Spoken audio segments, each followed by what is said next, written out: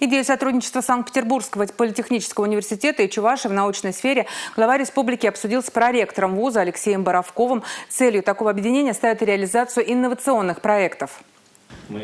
Сотрудничество питерского учебного заведения с Чувашским госуниверситетом позволит развивать и расширять предприятия республики. Питерский политехнический университет эффективно работает с высокотехнологичной промышленностью. У нас есть действительно компетенции уникальные для страны и мира. Так или иначе, это цифровой инжиниринг.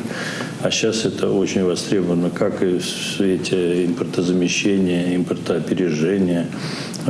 Если цель ставить технологическая независимость.